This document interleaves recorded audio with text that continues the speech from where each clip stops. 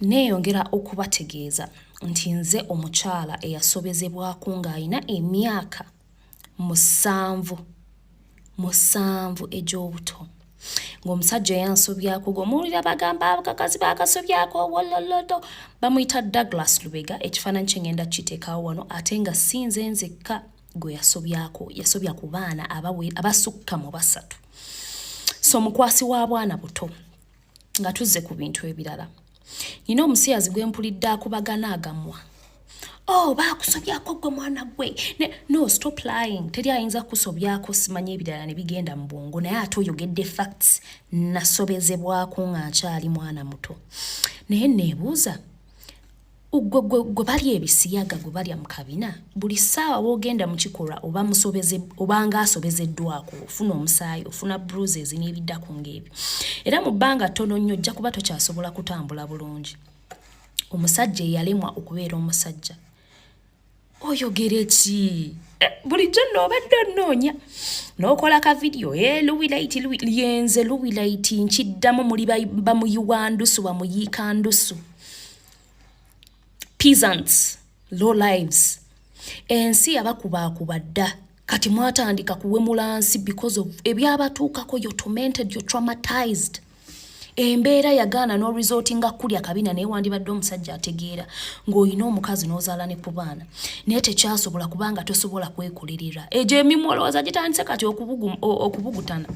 No, kivudde buto. Naye gwe buli woogenda mu kikolwa n'obbaawo eba rape. Kati oŋŋambe ki? Then we wabawo abakazi abalala 3. Waliwo yo oli gwe baŋŋambye mpe special information from her family.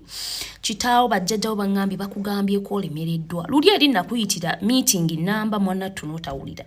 Leero baŋŋambye nzije nkugamba ebigambo bino woogaana okubaako n'ekyokutte baba bakutadde khalas. Ebigambo bigendawo ebiti.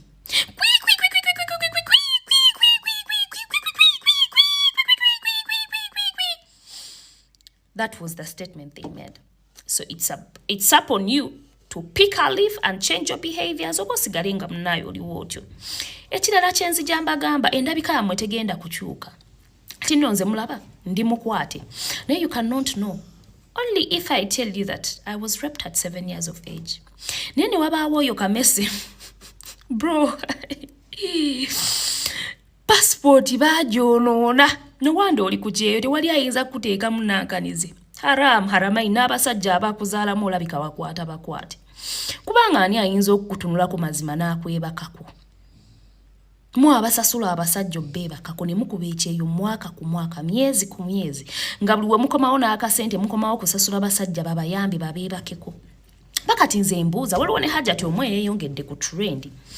Ku myaka gye muyina kati nno Hajati va ku bano no bamawube simanya Justin. Mama keep quiet. Ba Justin baani.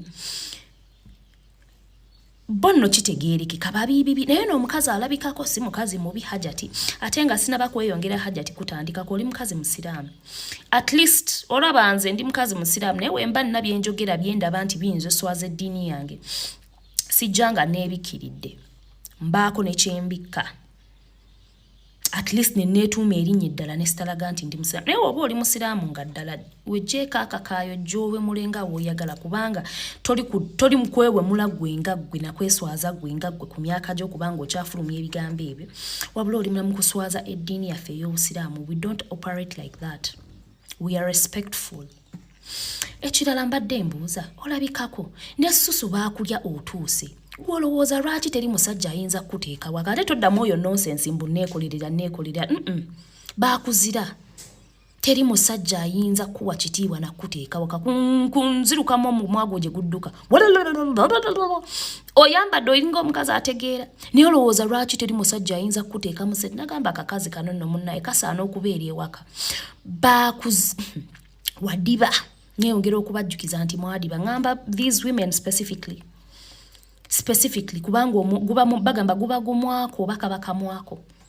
Ku ngeri gye muddusaamu akamwa ku myaka egyo gye muyina your life failures. Mwafailinga nga abazadde kuba toyinza kubanga olina omwana gw'ozaala ng'akyali myaka emitongo osobola okutuula mu kamera n'ofulumya ebigambo by'ofulumya. Haramaini. Mwabamu munzaala n'okunzaala kuba muyinza okuba muli myaka 4 kati ng'abo ba Justin. Ku ngeri embeerebeere gye zaayiika mulabika muli myaka 4 n'okudda waggulu munzaala kubanga kitanga ali myaka egyo. Naye nze gwe muzaala ate neewa ku kitiibwa mulowooza muzzaako ki? Bano basimanya abo mwe mwadiba n'essusu zammwe zaazika. They have molds. No one can sleep on a woman like you guys. No. Ate neeyongera okubagamba nti muyiwa endusu mwenna. Ne gwe nakigamba ayiwa endusu. Mbu he's a respectful man. Bambi talina kigambo kibi kyafulumya. Ali mu kuwagira abonyaabonya abantu ng'ongamba he's respectful. Ali ku kyeyo. Ate mutugamba mbu tugenda ku kyeyo for greener pastures. Ewamwe greener pastures zigaanyi. Oyo omusajja yali akola bwa taxi wano e Uganda. We yafuna opportunity yadduka misinde saawa zino woobwa ddala gavumenti eriko ogiwagira era ng'ogiwaana. Koma woobeerera eddala mu gavumenti eyo. Oyite mu situation gavumenti eyo gyeyisa mu bantu. Tojja giwaana nga ssebo oli ku nsi ndala. Nedda. Tekijja kusoboka. Naye mwabayiika embeerebeere. Ekirala bagamba whenever you do something gwe omuntu omukulu ne kigaana okutuuka kuba Katonda n'agaana okikusasulira. It's your kids. So whenever you're yapping, make sure mujjukira nti muyina abaana abato. We mutaakisasulire abaana bamwe be bajja okisasulira. Billahi kalmati laita mat min sharri ma khalaq. Abazadde abamu tetusaba kubanga tubafuna Katonda yabatusalirawo n'agamba yajja okuba omuzaddewo. But mwe muli leaving disgrace to your kids, to the people who are related to you. Ate neeyongera okubagamba muli bamuyiika ndusu ng'ogasseeko kali akasiyazi ke bakwata buli ssaawa akalemererwa okubeera akasajja. Kati gwala atasobola kubeera musajja okuba endulu okubaza ki?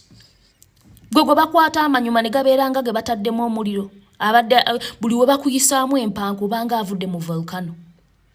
Emabege waba bakubuguumirira naawe mmanyiire mbulwe bakurepinga nga gwe bakwata buli ssaawa oyagala akasente. Wafeiringa ekitonde ekisajja naawe oyogere oli cast ku nsi eno naawe oyogere. By the way no kano ke ka last reply kengenda okubawa muli badde mbogera ne musigala nze we muba mwogera kundepinga nti bannaye bakarepinga muteekeeko ekisa ekifaananyi ky'omusajja eyankwata. My goal was to inform and open a lot of people's eyes and save a lot of young girls my age okubanga falling a victim of the same guy, of the same convict. Douglas Lubega y'omusajja eyankwata nga nkyali mwana ebujje myaka 7. Woba omuliraanye waaba neighbour making sure tomusembereza baana kuba abalabanga ebijujulu ebituuse okuliibwa. I sign out.